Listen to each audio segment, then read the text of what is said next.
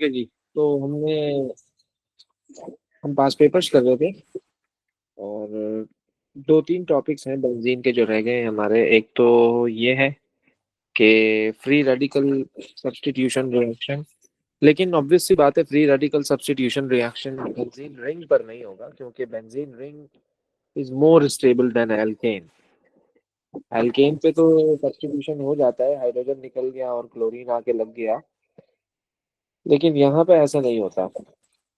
अगर आपको free radical substitution reaction करवाना है तो आपको बेंजीन की साइड चेन पे करवाना होगा, बेंजीन रिंग पर नहीं होगा, ये याद रखना। भले आपको ऑक्सीडेशन करवानी हो, रिडक्शन करवानी हो, कुछ भी कराना हो आपको, आप बेंजीन की साइड चेन पे करा सकते हो, बेंजीन रिंग पर नहीं करवा सकते आप। ये रिस्ट्रिक्शन है यहाँ पर। तो अब हमने क्या कहा कि भाई this is free radical substitution reaction. तो पहले एग्जांपल में मैंने कहा कि obvious सी बात है, free radical substitution reaction is a photochemical reaction which occurs in the presence of sunlight। तो बेंजीन रिंग अगर आपने सिर्फ किया और उसके ऊपर कोई ब्रांच नहीं लगाई आपने, तो देर इज नो रिएक्शन, भले आप कुछ भी कर लो। अगर आपको क्लोरीनेशन करवानी भी है तो हमने तो AlCl3 as a catalyst use किया था, उसको हीट किया था, कंडीशंस प्रोवाइड की थी, तब जाके क्लोरीन उस पर जो है ना सब्स्टिट्यूट हुआ था। लेकिन अगर आप सिर्फ यूवी लाइट से ये रिएक्शन करवाना चाह रहे हो तो नहीं होगा ये रिएक्शन। हाँ, अगर बेंजीन की साइड चेन पे, मतलब बेंजीन पर कोई और ग्रुप लगा हुआ है, like alkyl group, it may be CH3, it may be CH2 CH3, या 3 कार्बन या 4 कार्बन जो भी है, खैर। तो फिर अगर आप क्लोरीनेशन करवाते हो in the presence of UV light, तो हो जाएगा रिएक्शन। फिर भी देखो कहाँ हो रहा है, बेंजीन की जो साइड चेन है वहां पे हो रहा है, तो वो CH3 था, तो ए CH3 का, ये CH3 था, इसका एक हाइड्रोजन चला गया, और उस एक हाइड्रोजन की जगह जब क्लोरीन आके लगा तो ये बन गया CH2Cl। मतलब कुछ इस तरह का सर क्राइटेरिया है यहाँ पर, बोलो। सर इसकी ये रीजन होती है कि इसमें मिथाइल बेंजीन में वो मिथाइल जो मतलब अल्काइल है, वो इलेक्ट्रॉन डोनेट करता है, तो इलेक्ट्रॉन डेंसिटी पायरिंग में ज्यादा हो जाती है। वो तो एग्जैक्टली ऐसा ही है, क्योंकि इलेक्ट्रॉन डोनेटिंग ग्रुप है, तो electron donating group benzene ring को इलेक्ट्रॉन डोनेट करेगा। तो तो इसकी बेंजीन रीजन रिंग ये वैसे, निकलेगा भाई। हाँ ऐसे ही है, इलेक्ट्रॉन डेंसिटी इंक्रीज हो जाएगी बेंजीन रिंग में, तो benzene ring will become more reactive, activate हो जाएगा। Basically they they are activating groups. Okay, activating groups होते हैं ये। उसके बावजूद भी यूवी लाइट यहाँ पे रिएक्ट नहीं कर पा रही, बात समझ रहे हो तुम, क्लोरीन यहाँ पे अटैक नहीं कर पा रहा, फिर भी साइड चेन पे हो रहा है। तो इसका मतलब यह है कि ये बहुत माइल्ड कंडीशन है बेंजीन के लिए। तो हाँ, साइड चेन पे हो जाएगा रिएक्शन, कोई इशू नहीं है। इसी तरह से अगर आपने कहा कि क्लोरीन एक्सेस में है और यूवी लाइट की प्रेजेंस है, तो जितने भी हाइड्रोजन है सारे के सारे रिप्लेस हो जाएंगे। ये ओल्ड कॉन्सेप्ट है, हम एल्केन में भी यही कहते थे, AS में भी हम यही बताते थे कि अगर अगर एक्सेस नहीं लिखा हुआ तो आप एक हाइड्रोजन को हटा के क्लोरीन लगाओगे, लेकिन अगर एक्सेस लिखा हुआ है तो सारे हाइड्रोजन को हटा के क्लोरीन लगा देना। तो ये है फ्री रेडिकल सब्स्टिट्यूशन रिएक्शन। दूसरा ये कि जरूरी नहीं है कि क्लोरीनेशन ही हो, ब्रोमीनेशन भी हो सकता है। हाँ, आयोडीन और फ्लोरीन का रिएक्शन नहीं होगा। दो रिएक्शन है, एक क्लोरीन और देन ब्रोमीन। ओके। अच्छा, अगर आप यहाँ गौर करें, methyl benzene can undergo different reactions to form the products shown below. यहाँ से यहाँ गया और यहाँ से यहाँ भी गया। तो अगर तुम गौर से देखो कि ये CH3 पर ही चेंजिंग आ रही है, CH3 पर ही चेंजिंग आ रही है, benzene ring would remain the same. तो ये फ्री रेडिकल सब्स्टिट्यूशन रिएक्शन है, ये फ्री रेडिकल सब्स्टिट्यूशन रिएक्शन है। इसी तरह से यहां से यहां जब आप जा रहे हो तो यहां तो कोई चेंजिंग नहीं आ रही, बट बेंजीन रिंग पर जरूर आ रही है, बेंजीन रिंग पर जरूर आ रही है, ये याद रखना, बेंजीन रिंग पर आ रही है, तो मतलब कि ये फ्री रेडिकल सब्स्टिट्यूशन रिएक्शन नहीं है। ये तो वही रिएक्शन है जिसमें हमने कैटलिस्ट यूज किया था। तो आप लिख दो यहाँ पर, आप लिख दो यहाँ पर, मसला ही नहीं है कोई। ओके हो गया जी।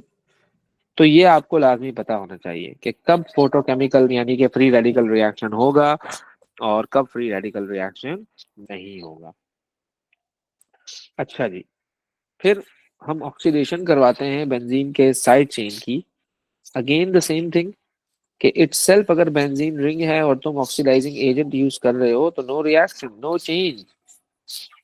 दूसरा ये कि अगर बेंजीन रिंग पर कोई साइड चेन लगी हुई है, फिर अगर आपने एसिडिफाइड पोटेशियम क्रोमेट मैंगनीज से रिएक्शन करवाया तो फिर ये कार्बोक्सिलिक एसिड बन जाएगा। And you know that. Sir बोलो। सर सॉरी की बात काटने के लिए। हम्म। सर मैंने आपसे पूछना था, मेरे पास पेपर में क्वेश्चन किया था, उसका आंसर ना यही था, मतलब ऑक्सीडेशन हो रही थी, लेकिन उसमें ना एसिडिफाइड उन्होंने नहीं लिखा था कि MnO4, उन्होंने लिखा था अल्कलाइन। देखो, ऑक्सीडेशन में दो कंडीशंस होती हैं। Acids and bases are used as a catalyst, ये याद रखिएगा। ऑक्सीडेशन जब होती है, ये जो हम एसिडिफाइड लिख रहे होते हैं ना, acid is used as a catalyst, इसका सिर्फ इतना सा काम है। It's only use to speed up the reaction. ये रिएक्शन में ये नहीं सोचना कि प्रोडक्ट का पार्ट बन जाएगा, नो। तो एल्कलाइन हो या एसिडिक हो, ये याद रखिएगा, they are using as a catalyst.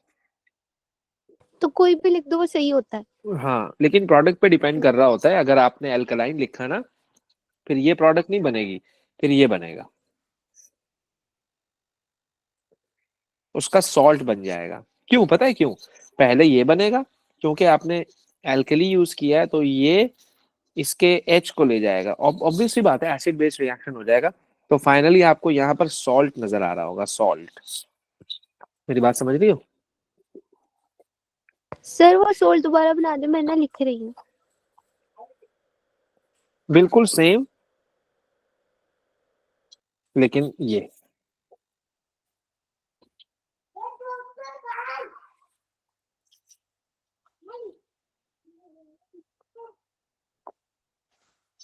Okay sir.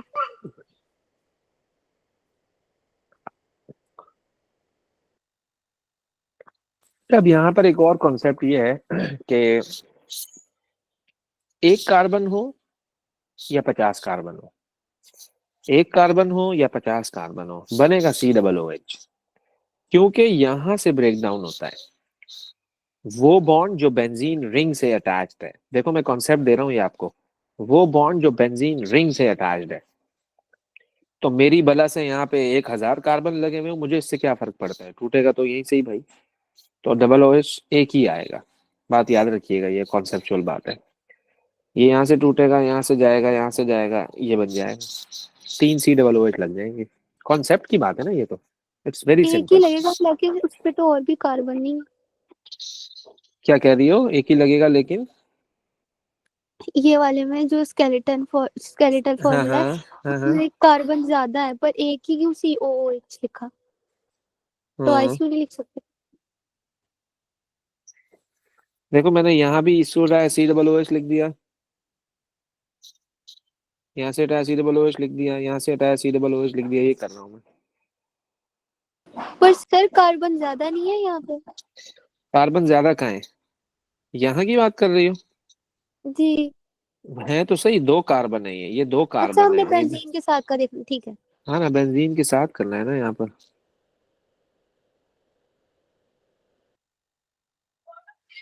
Okay. अच्छा जी, दूसरा ये कि अगर आप देखें तो यहाँ पर NO2 है और हमने क्या करवा दी, उसकी रिडक्शन करा दी। Reduction is removal of oxygen and addition of hydrogen, obvious सी बात है। तो हमने उसकी क्या करवा दी, रिडक्शन करवा दी। तो जब आप उसकी रिडक्शन कराओगे तो रिड्यूसिंग एजेंट भी यूज करोगे आप रिड्यूसिंग एजेंट यूज करोगे। ओके। तो reducing agent is Sn plus HCl.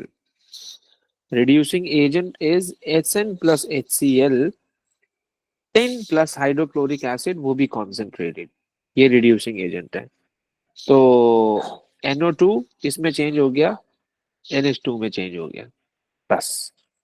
तो ये 3 रिएक्शंस हैं जो बेंजीन की साइड चेन पर होते हैं। Number 1 is oxidation, number 2 is reduction, और नंबर 3 इज के फोटोकेमिकल रिएक्शन। फोटोकेमिकल रिएक्शन, ये याद रखना। अच्छा ये देखिएगा जरा क्वेश्चन, क्या कहते हो इस सर क्वेश्चन को, ये बोलो बेटा। सर बेंजीन में कुछ हाइड्रोलाइसिस होता है HCl से, जैसे अगर नहीं बेंजीन के नहीं साथ नहीं Cl नहीं लगा हुआ नहीं हो? नहीं नहीं नहीं नहीं नहीं, कोई हाइड्रोलिसिस नहीं है, कुछ भी नहीं है। एएस के कौन कौन से चैप्टर रिवाइज करने पड़ेंगे A2 के लिए? खास तौर पे hydrocarbons specifically. Sir math spectroscopy सारा कुछ? वो तो लाजमी है यार, वो तो लाजमी है। अच्छा जो एएस का पार्ट है वो ए टू में लाजमी आता है, जो ए टू है वो एएस में लाजमी आना जरूरी नहीं है। ओके, एएस वाला पार्ट ए टू में जरूर आएगा। यानी सर इनऑर्गेनिक भी पढ़ के जानी पड़ेगी? लिटिल बिट, थोड़ी बहुत, ज्यादा नहीं, ज्यादा नहीं। सर थोड़ी बहुत क्या, वो तो फिर सारे रिएक्शन ही देखने नहीं पड़ते हैं। आज मैं मतलब 5 पेपर कर रही थी तो आ रहे थे काफी क्वेश्चन। अच्छा, बस ओवरव्यू एक कर लेना, क्योंकि बहुत ज्यादा तो मैं नहीं कह सकता। हाँ ऑर्गेनिक का बहुत बड़ा पोर्शन रिपीट होता है, बाकी लिटिल बिट, मतलब बहुत ज्यादा नहीं। जैसे आप बल्क में नहीं सर देखेंगे कि एएस एक में सारा हमसे कॉन्सेप्ट वो आपसे पूछ रहे हैं। एएस का नहीं हो रहा था, तो अब A2 में सारा कुछ। कुछ भी नहीं है यार, ए टू में आप अगर ऑर्गेनिक भी अगर कर लोगे ना तो सारी चीजें तो खुद ब खुद रिवाइज हो जाती हैं। बाकी एएस में आपने पता नहीं पिछले कितने चैप्टर किए हुए हैं, तो वो रिवीजन हो जाता है। जब हम इलेक्ट्रो स्टार्ट करवाते हैं तो साथ साथ रिवीजन करवाते हैं लाजमी। ऑक्सीडेशन है, ये रिडक्शन है, oxidising agent, reducing agent, ionic equilibrium में फिर एसिड बेस का कॉन्सेप्ट आ जाता है। कुछ चैप्टर तो ऐसे हैं जिसमें मतलब एएस का कोई वो नहीं है, जैसे कि काइनेटिक्स है, बहुत कम उसमें है, हम ज्यादातर नई चीजें पढ़ रहे होते हैं। तो ये है, ग्रुप टू है ए टू इक्विलिब्रियम का। में भी आता है काफी कुछ। हाँ इक्विलिब्रियम में एसिड बेस एएस में है ना पूरा का पूरा, पीएच टाइट्रेशन कर्व्स, लेकिन वो ए टू में भी आ रहे होते हैं। ये बताइएगा जरा, इसमें क्या करें, what is G and what is H. Sir reaction 1 में होगा Cl2 AlCl3। बस मुझे प्रोडक्ट बनवा दो, और बॉक्स में क्या साथ में लिखूंगा। वो भी होगा, इस प्रोडक्ट लिखना है हमने। हाँ जी। सर रिएक्शन 1 में Cl2 अटैच होगा, क्या कहते हैं, 2 के साथ, 2 ऑक्सीडेशन भी पे हो रही है। 2 पे अटैच होगा।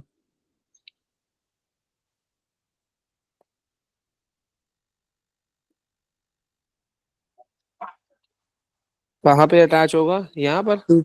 2 जी